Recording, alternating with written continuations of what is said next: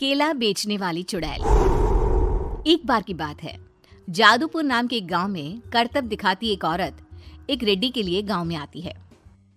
आइए आइए मेहरबान कदरदान, खाइए रोहड़ा के ताजे ताजे केले। कभी खाए नहीं होंगे ऐसे केले, पीले पीले केले खाइए। ये कहकर रोहड़ा हाथों में 4 केले लिए उन्हें सर्कल में जोर जोर से हवा में उछालती हुई करतब दिखाती है, जिसे देखकर आसपास के सारे बच्चे अपने अपने मम्मी पापा से उस औरत के पास जाने की जिद करने लग जाते हैं। पापा, ऐसा तो सर्कस में बॉल से होता है ना, ये आंटी तो केले से कर रही है। चलिए ना पापा, देखते हैं। रोहड़ा एक पतली सी तार पर चलती हुई केलों से करतब दिखाती है। आते जाते सभी लोग बाहर रुककर उसके करतब देखते हैं और वाह वाही करते नहीं थकते। जैसे ही एक आदमी पास आकर उसे पैसे देने लग जाता है, तब वो कहती है, अरे नहीं नहीं साहब, मैं करतब तो बच्चों के मन को बहलाने के लिए करती हूँ। धंधा तो मेरा केले का है। पीछे देखो मेरी रिड्डी, जो भी मेरे केले खाएगा मेरी तरह चुस्त दुरुस्त और तंदुरुस्त हो जाएगा। पता चलता है क्या कि मेरी उम्र 55 की है। अरे पर ऐसे ठंड के मौसम में कोई केला क्यों खाएगा? ये ऐसे वैसे केले नहीं है साहब, ये शरीर में गर्मी देते हैं।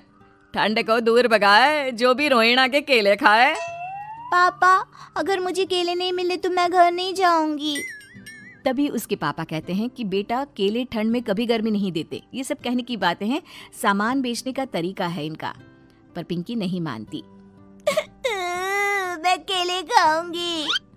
पिंकी की जिद के आगे नत्थू हार जाता है और उसे केले खरीद कर दे देता है। पिंकी खुश होकर केले घर ले आकर खाती है।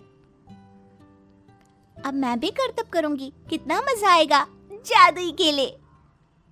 पिंकी पहला केला खत्म भी नहीं करती कि वो बेहोश हो जाती है। दूसरे केले से एक काला धुआं आता है और रोहड़ा चुड़ैल बनकर बाहर निकल आती है। मेरे भूतिया केले बच्चे न खाए, ऐसा हो ही नहीं सकता। जादूपुर वालों, कब तक बचोगे? आ गई हूं मैं रोहड़ा, जिसका कोई नहीं कर सकता सामना। रोहड़ा पिंकी को गोद में उठाकर काले धुएं में कहीं गायब हो जाती है। शाम के वक्त नत्थू घर लौटता है और पिंकी को घर में ना पाकर उसकी माँ से कहता है, माँ पिंकी कहाँ है? अरे बेटा, उसे तो तू सुबह करतब दिखाने ले गया था ना, फिर कहाँ वापस आए तुम दोनों? मुझे लगा तू उसे अपने साथ मंडी ले गया होगा।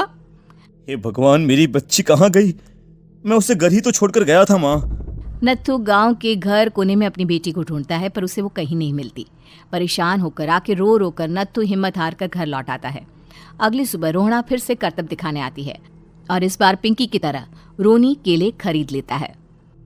50 रुपए दिए थे पापा ने, सारे पैसों की मैंने केले खरीद लिए हैं।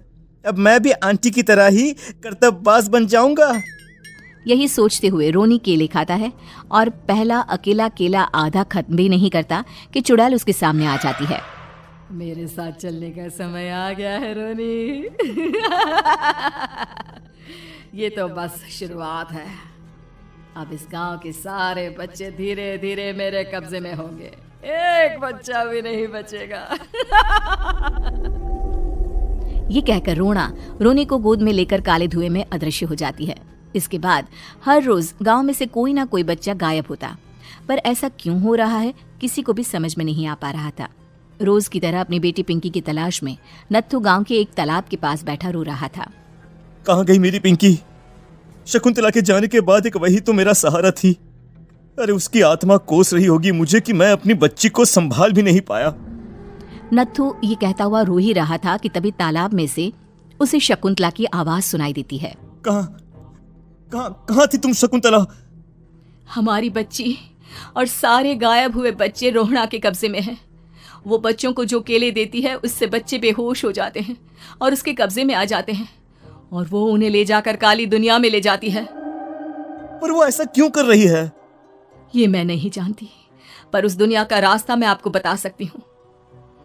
जहाँ ये नदी खत्म होती है वहाँ एक केले का पेड़ है, उसके नीचे एक दरवाजा है, वहीं से रास्ता जाता है उस दुनिया का। ये कहकर शकुंतला की आत्मा गायब हो जाती है।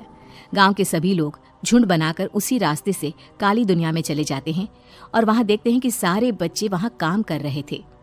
पापा, मुझे ले चलो यहाँ से। पापा, पापा। सभी बच्चे अपने मम्मी पापा से लिपट जाते हैं। तो तुम लोग यहाँ तक आ गए? क्यों हमारे बच्चों को पकड़ लिया तूने? तुझे शिकार ही बनाना है तो ले, हम सब आ गए हैं, हमें खा ले। नहीं, मुझे बच्चे चाहिए। मेरे बच्चे के बदले तुम लोगों के बच्चे। क्या मतलब? मैं इसी गांव में रहने वाली एक औरत थी। केले की चोरी के इल्जाम में मेरे बेटे को गांव वालों ने इतना मारा कि वो मर गया। उसी दिन मैंने ठान लिया कि गांव वालों का भी वही हाल करूंगी। कुछ दिन बाद बेटे के चले जाने के दुख में मैं भी मर गई और मेरी भटकती आत्मा एक चुड़ैल बन गई। और फिर मैंने बदला लिया तुम सबके बच्चे छीनकर। बर्दाश्त नहीं कर पाए ना? सोचो मुझ पर क्या बीती होगी। हमें माफ कर दो रोना। पता नहीं ये किसकी गलती थी, पर हम सभी माफी मांगते हैं। हमारी खुशियां लौटा दो, तुम भी तो एक माँ हो। गांव वालों की बात सुनकर रोना का मन पिघल जाता है और वो बच्चों को छोड़ देती है। उसके बाद काली दुनिया बच्चों के लिए जादुई दुनिया बन जाती है। अब कोई भी कभी भी वहां आ जा सकता था।